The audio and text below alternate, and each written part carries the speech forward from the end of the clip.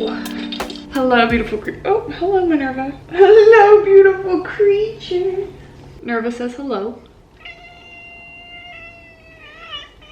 That was cat translation for hello. Anyways, tonight is going to be a new moon, and I wanted to share with you my new moon, kind of like a monthly ritual that I do. The new moon is the moon phase when it's like completely pitch black outside. You can't see her at all. She is completely not visible to our eyes, and it lasts multiple nights. A lot of people on TikTok are always like really mind blown when I point this out, but every moon phase, whether it's like a waxing gibbous or a half moon, a quarter moon, full moon, new moon, whatever it is, it's going to last multiple nights, at least minimum 2 nights. This new moon is going to be 4 nights long, meaning I can do a little new moon ritual or new moon self-care, new moon anything for 4 nights. I have 4 opportunities to do it. It's very universal, doesn't matter what like zodiac sign the moon is in.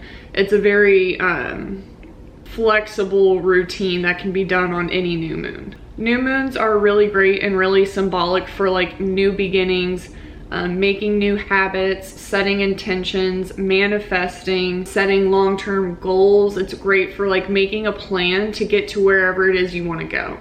And I know the word manifestation kind of sounds scary, but I'm going to talk you through it. I'm going to show you how I do it, and we're going to do it together, so it's kind of going to be interactive. My new moon routine is very much about cleaning and cleansing and kind of like restarting, resetting for the next month. And it's also about intention setting and setting long-term goals and making new habits. That's what I kind of associate the new moon with, and that's what we're going to do tonight. So do not fret, beautiful creature. I'm going to show you a little new moon self-care ritual routine that you'll be able to do any other month. So let's go ahead. Oh, 444, look at that.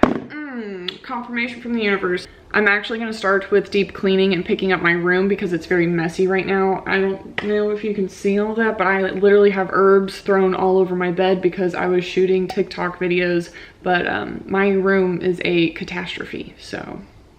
I have rose petals and, is that a cat whisker? I found a kitty whisker.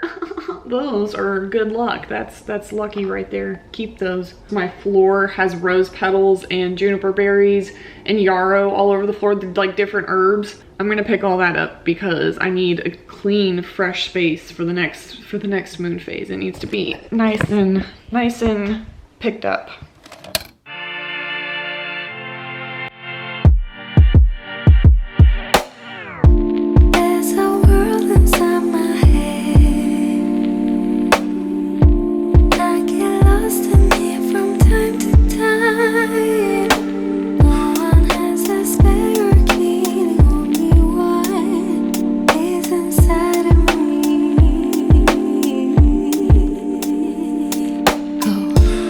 I don't really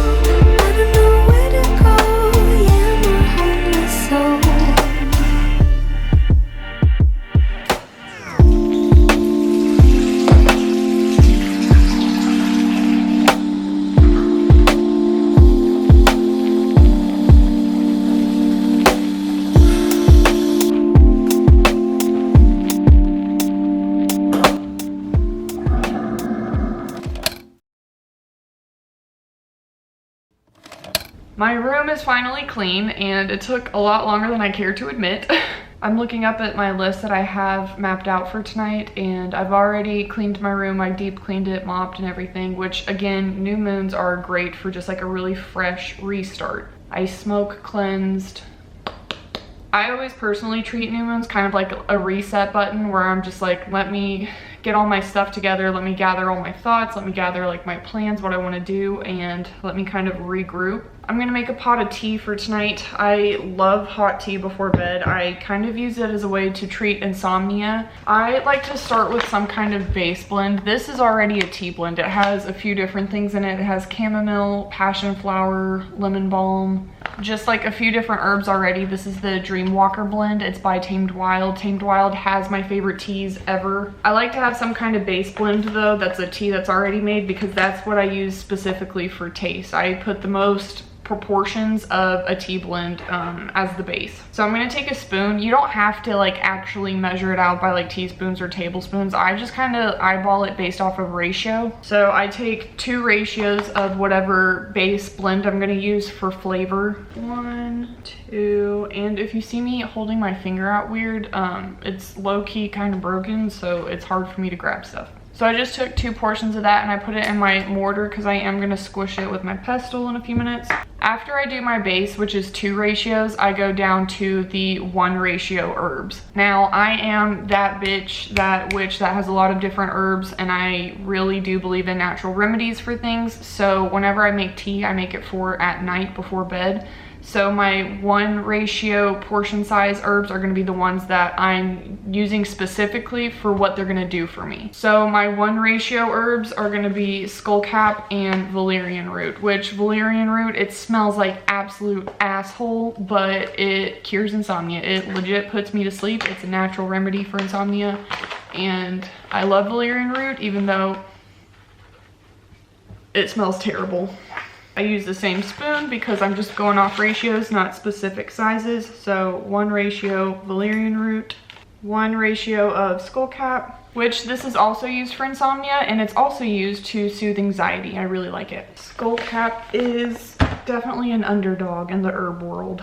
After I do my 2 ratios of my base, which is for flavor, and then my 1 ratio of the herbs that I want specifically for what they're gonna do for me, like what I'm gonna get out of them, I bump it down to the half of a ratio. So like not even a full spoon of this is gonna be the stuff that I kind of like want a little oomph of, but I don't want it to be like the main aspect. I will also do the half a ratio for things that I kind of want the properties that they have, but aren't like the most important thing, you know? So now I'm gonna use my herbs from Holy Santo. It's a little box you can get on Amazon, but I'm gonna use hibiscus flower because it's kind of sweet, and I find that hibiscus flower helps counteract how earthy valerian root tastes. So this is kind of to help mask that flavor a little bit. So I just did half a spoon of that. I'm gonna do half a spoon of rose petals just because I'm treating tonight's self-care as like a self-love, self-care kind of thing, because I have been mentally struggling. So this is just for kind of like the magic properties, I guess. It's for the self-love and just like self-acceptance aspect. So rose petals, plus rose petals taste really good. And then mugwort. Sounds disgusting. If you know, you know though, because mugwort is amazing. I have a giant bag of mugwort. I have a little bag of mugwort. It is a herb that I always have in my little at-home apothecary. I will never be without her. This is fan-fucking-tastic for divination. If you're doing any kind of like ritual work where you're going to be doing like a deep reading, like for tarot or something, or meditation, or even astral projection and lucid dreaming, if you know what that stuff is, mugwort, fantastic. I'm not gonna lie, she's a little stinky too, but we love her because she's doing the absolute most. And then I'm gonna do half of a spoon of that. I put it all in my mortar, and I'm gonna take my pestle and just give it a little squishy squish and mix it up. This is just like super extra. I personally like doing it because I feel like it kind of rejuvenates the herbs that I'm using and gives them a little bit more flavor because it breaks the oils up in the dried herbs. So this is what I like to do. It's a little extra, but definitely worth it.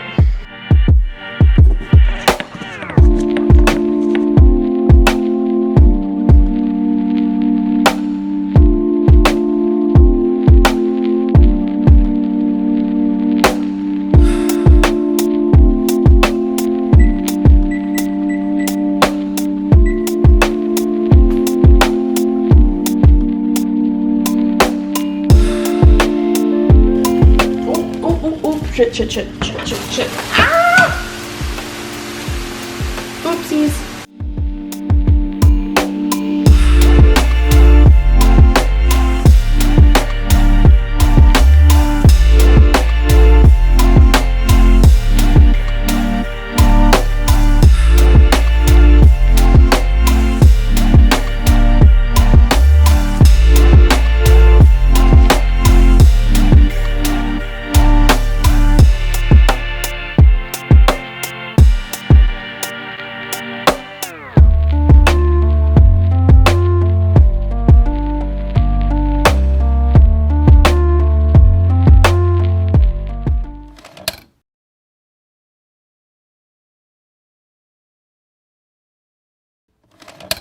Oh, I look purple. Let me turn that off really quick.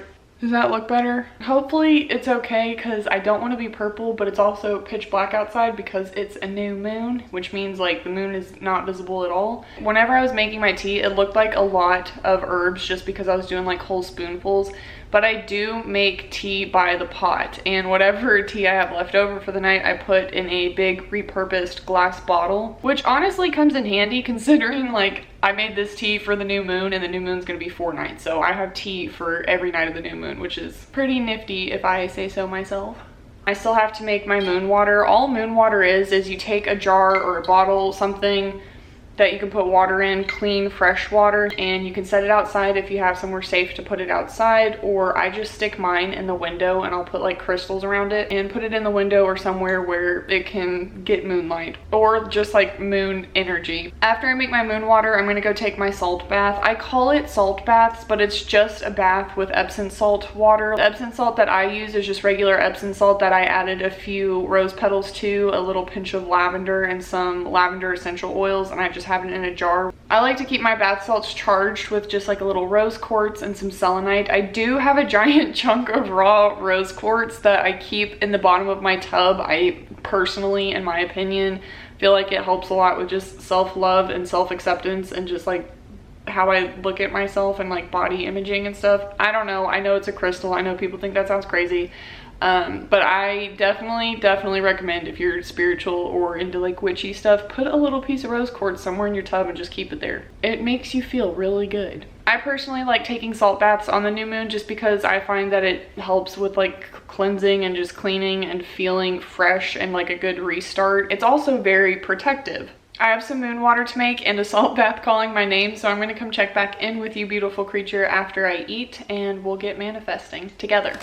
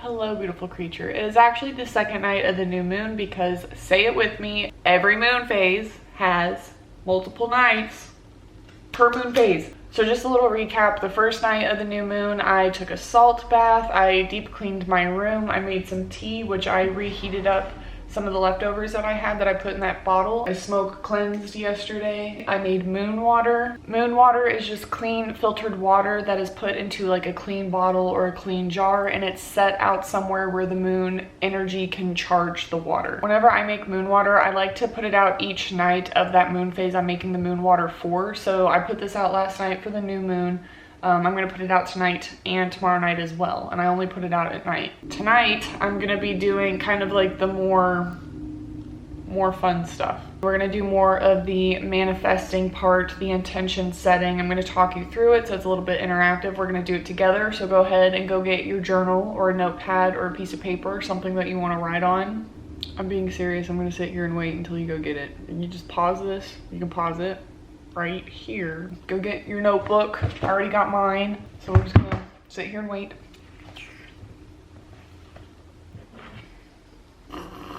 I feel like you haven't gotten it yet. Anyways, moving on. We got our handy dandy journal. Mine looks a little bit dark, kind of sad. I started journaling at the beginning of quarantine last year, and I decided to name each of my journals. So like last year, it was super basic. My journal was just called Feels.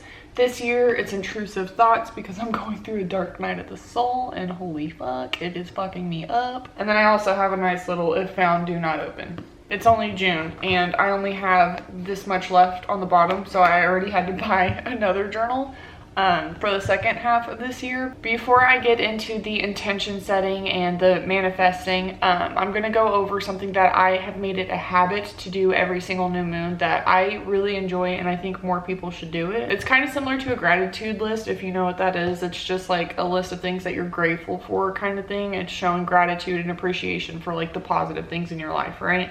What I do is a little similar to that. I like to do what I call lessons and blessings, where I'll write down what like lessons I've learned since the last new moon, kind of what things that have happened or what I've learned from them. And then I'll also write down my blessings, like the positive things, the silver lining, the things that have impacted me in a good way. So it's kind of similar to a gratitude list, but instead of just like writing things I'm grateful for, I like to also acknowledge the things that I've learned or the things that I have grown from because of. It's really important to acknowledge growth. So one of the lessons that I've learned this past month is if they don't know you personally, don't take it personal. I've also learned that the universe will make you very uncomfortable when you have become complacent with something that is not meant for you. I also have little lessons because life is not all just big lessons. So some of the little lessons that I've learned is editing is much easier on my laptop than it is my desktop. I learned lavender does not like to be watered every single day because that's how you kill it. And then the last one that I'm going to share, because I don't want to share all of them, some of them are really personal, but the last little lesson that I've learned is it's okay to take time for yourself, and it's okay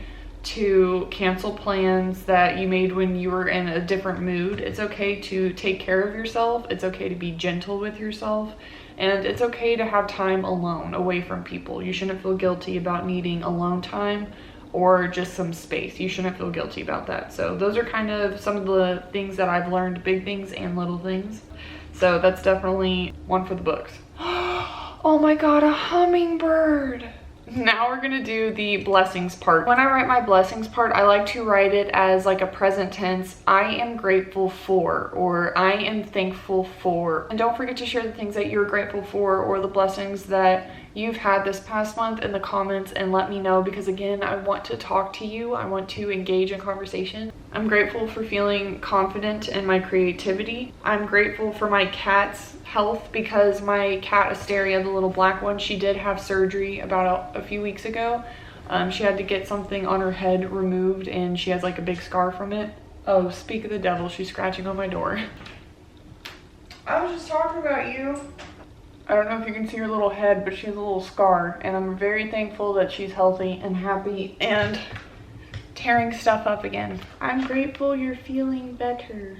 Now we're gonna get into the intention setting or the manifesting or the long-term goal setting. We're gonna try a method that I've never personally tried before. This is gonna be my first time doing it, but I've had it saved on my phone for a few weeks now and I've really wanted to try it. So we're gonna try it together. It's gonna be new for the both of us and I'm really excited. So we're gonna try something new and hope that it works out. I'm also gonna leave the original TikTok link in the description box down below so you can watch the original. He starts with explaining that you're gonna take 10 goals that you want to accomplish in the next 10 months and you're gonna write them in present tense. So it's gonna say like, I achieve, I earn, I drive, I live. We're going to look at that list and think to ourselves, which one of these goals, if I were to have it in the next 24 hours, which one would make the greatest impact on my life? we're gonna take that goal and we're going to transfer it to a new sheet of paper. I'm gonna put it on a new page in my journal. So for me, the goal that I'm gonna set for myself is a full-time content creator that like becomes financially stable off of content creating. If you want to share what goal you're gonna focus on with me, you can leave it in the comments below and we'll talk about our goals together. Now in the video, he has 7 steps after we find our one goal that we want to focus on, and the first step was write it down, which we did.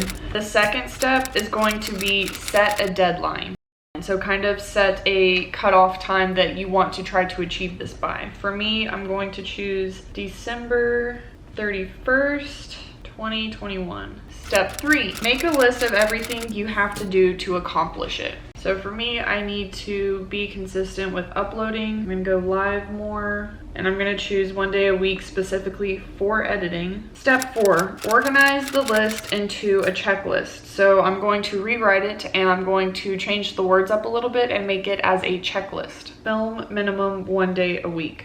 Edit every Wednesday. Now step 5 is the part where we start to put action into it, because step 5 itself is take action. So we're going to act upon the intentions that we have set. Step 6 is do something every day. So do something every day that's going to get you a little bit closer to your goal or the thing that you want to accomplish. And then step 7 is accomplish it.